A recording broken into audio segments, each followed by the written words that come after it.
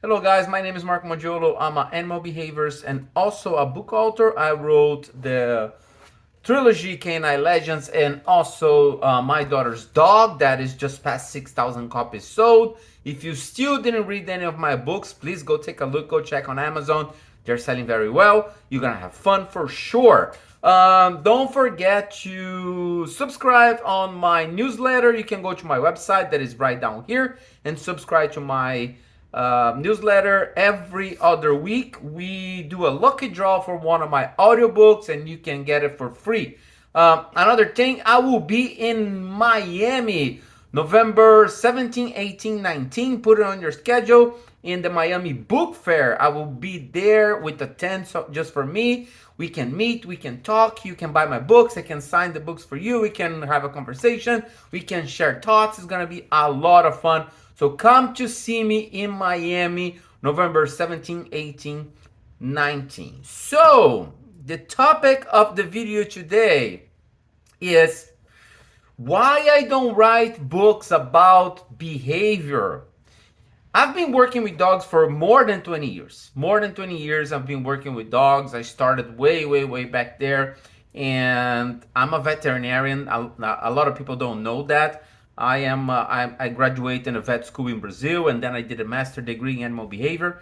And since then I started working just with behavior. And when I published my first three books, like the Canine Legends series, it was something very funny happened because everybody thought at first that those books were dog training books, books to teach dogs, to teach good manners, to talk about dogs that jump or bite or whatever. And a lot of people were very surprised when they start reading the book and say, wait a minute, this is not a dog training book. This is a novel. This is a story. And a lot of people were surprised. But what happened is, after I finished writing Canine Legends Volume 3, I decided to write a book about behavior. My idea at that point was to publish a book about behavior and a novel. A book about behavior and a novel. No fiction and fiction. Then I start writing a book about behavior. And this is the book. So this is the book I wrote about behavior. It calls The Dog's Mind, Behavioral Problems. This is the only copy that exists in the planet.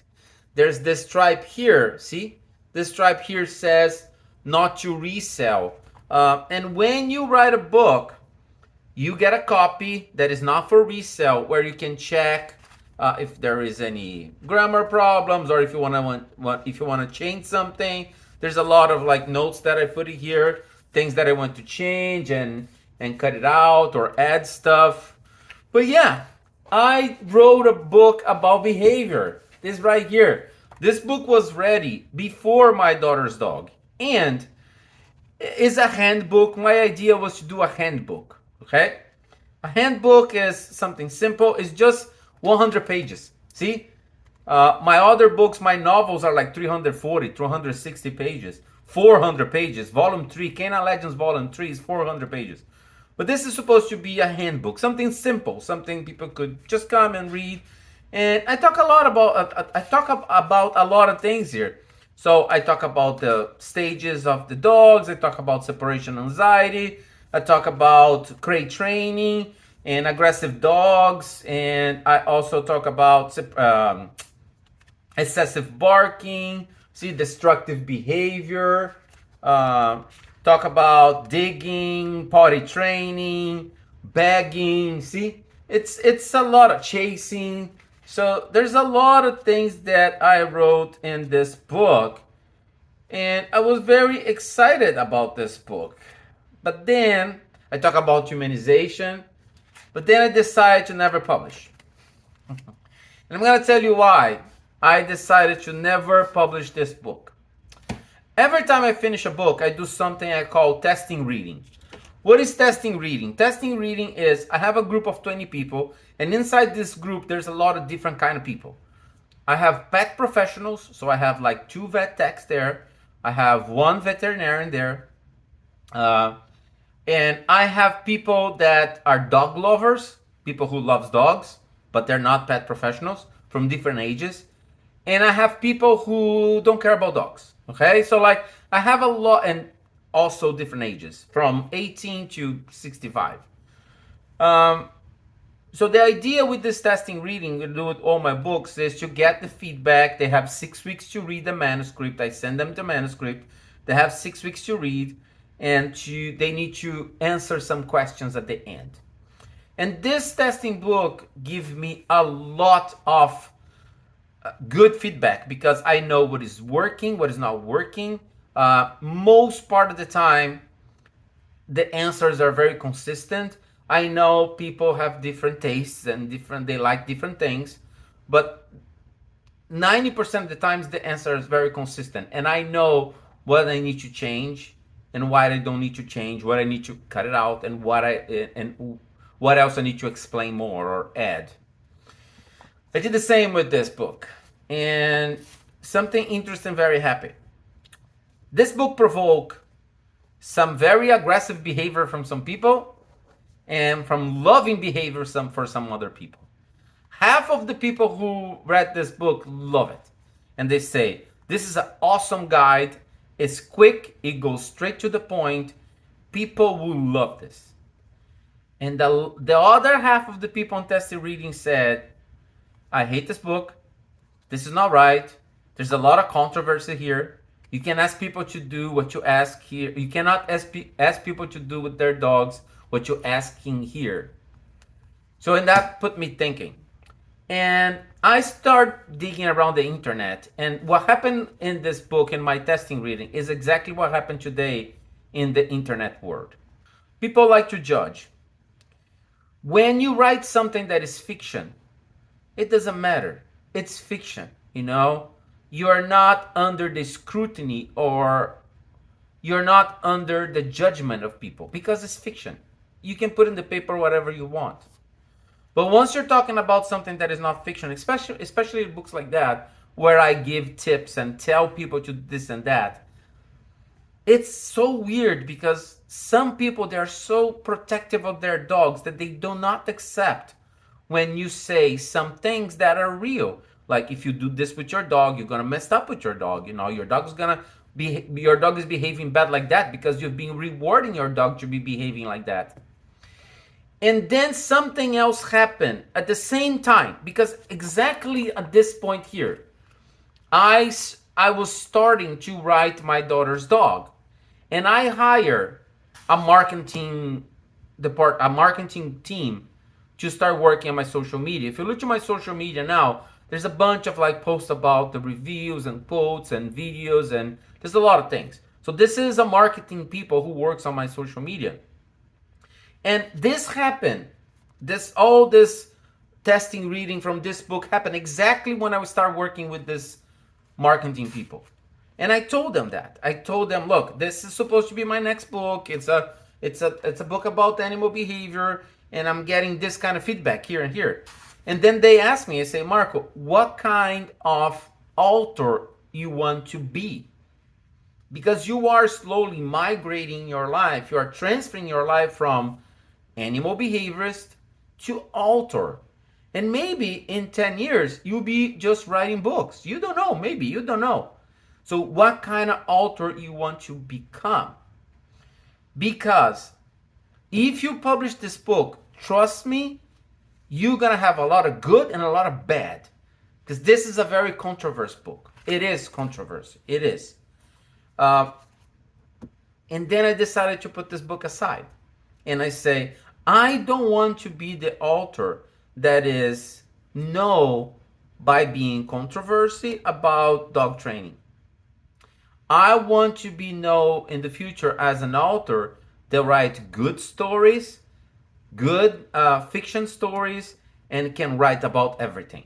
I want to be an author known by, I wrote a trilogy about dog agility, and then I wrote a drama about a father who loses a daughter and needs to take care of her dog. And now I'm going to write a thriller. That's the kind of author I want to be. That's how I want to be known. and not about the author who writes books about training that is very controversial. Look what happened with, and I'm going to mention some names, and for sure I'm going to provoke good and bad reactions because that's how it is. Look what happened with, for example, Cesar Millan. Some people love him, some people hate him. Look what happened with a TV show on Netflix that it was, I think it was 2020 or 2021, called Canine Intervention. There's a show on Netflix.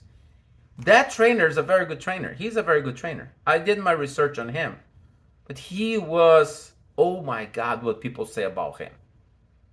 People almost destroy his life because of the techniques that he was showing. It doesn't matter what kind of technique you show. It doesn't matter what kind of tips you give in a book. There is always going to be people who's going to trying to destroy you because they don't agree that you use a loop collar in a dog. You know, so it's not for me. It's not what I want. So I decided to put this book aside, and this is the only copy that exists in the planet. So Marco, do you want to write books about behavior? No. I know some people ask me that, but I will not do it. I'm working on a trailer now that's gonna come in the beginning of 2024, and I have other 2 ideas for other 2 books. It's there. It's on my computer, the ideas. I have 3 pages developed on each idea that those ideas will become books in the future. I don't want to go in that world where I try to help people with my dog training techniques and the internet goes nuts. So I still work as an animal behavior. I love doing that. I love helping people with dogs with problems. And that's why, and it's funny because I was having a conversation with somebody yesterday about that because I was about to record this video. And the person say, Marco, if a streaming or a TV channel invited you to have a TV show about dog training or dog behavior, would you accept it? My answer was no. I don't want it. I don't want to have a show about dog training. I don't want to have a show like Cesar Millan have. It's not that it's too much exposure. It's just not for me. I don't want to be that guy, okay? I will work hard to, like, maybe in 10 years, I will be known by my stories, by the novels I write, and not for my ideas of dog training. I'm very grateful for everything that dog training and dog behavior and dog agility did with my life. I would not be here today without that. All those trophies behind me here, this guy here, and all the other dogs in my life. But it's not something I'm going to pursue anymore. I'm going to another direction. So if the question is why you don't write books about dog behavior, it's because I try and am so happy that I did that testing reading before I published the book because it was the right decision. Okay guys, thank you very much. I hope you liked this video.